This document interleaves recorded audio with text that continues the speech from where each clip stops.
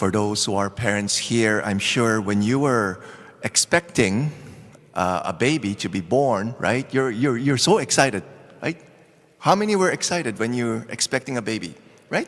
It's very exciting, right? And you do a lot of like preparations, right? You prepare a bedroom for your baby. If you know it's going to be a boy, you paint it blue, right? And you buy, or if it's a girl, you make it pink. And depending on what gender, you'll buy the necessary toys and decoration.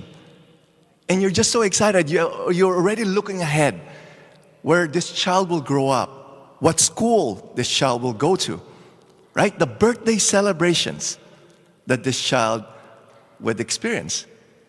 But this child in the womb, no idea. No idea of what the parents were experiencing. The baby in the womb will just be, maybe is complaining, right? He finds that the womb is just so restrictive. You know, he wants to roam around, couldn't do it. I have a physiotherapist. She's 8 months pregnant now, and she's gonna take a leave because she's gonna give birth next month, right? And I asked her, what's your plan between now and the time that you're gonna give birth? I said, oh, yeah, I'm gonna rest, but at the same time, I'm gonna exercise.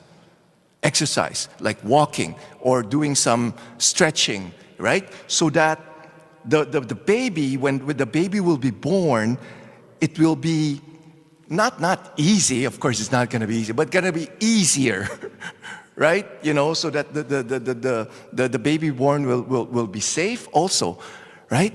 And I was like thinking, that's the way how God, wants for all of us, right? Our time here on earth is like being in the womb, right? And the mother church is our mother. The church, our mother, is giving us all the sustenance that we need, so that the church will have this safe delivery of the baby, of us, to go to heaven. And that's also the same with Jesus. Jesus is just so excited for us to go to heaven. Right? It says here, his Father has prepared a room for us with all the decorations that we really like. He's so excited. Every time that he roams around heaven, he sees that room. And that's why he was willing to die for each and every one of us. He was willing to die so that heavens will be open, that all of us will have an opportunity to be there. But of course, he can't force us to go to heaven. Even though he wants us to go to heaven, he can't force us. He has given us free will. But if we want to go to heaven, he says, no one comes to the Father except through me. And then he said, I am the way, the truth, and the life. So the way, right? He's not just saying, I'm one of the ways going to the Father. I am the way. But for us, it's just so easy for us to go other ways. We like to make a detour or whatever. We like to do like a side trip. But no, we have to go through the way, the right way, going to the Father. He also says, I am the truth. And for us human beings, it's just so easy for us to be deceived by the lies of the enemy. What are the lies that we've been believing when we're growing up, right? That we're not good enough, that we're not worth loving. And the Lord is saying, I am the truth. And when you know the truth, when the lies are being exposed and you renounce it, and you know the truth will set you free. Free from what?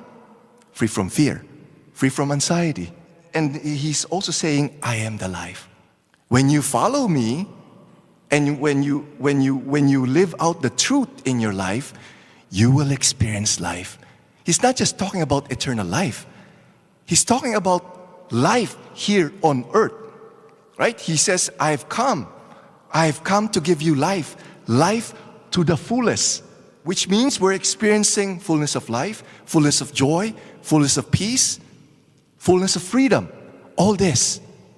And it's only possible when we're following Him. Our eternal life, we have no idea, right? In 1 Corinthians chapter 2, verse 9, it says there, what no eye has seen, no ear heard, nor the human heart conceive, what God has prepared for those who love Him. We can't imagine. But for sure, it's going to be something great, right? That's why the Lord also says, whatever suffering that we're experiencing here on earth, it's nothing compares to the joy that we will experience in heaven. That's why He says here in our gospel today, do not let your hearts be troubled. Whatever you're going through, believe in God.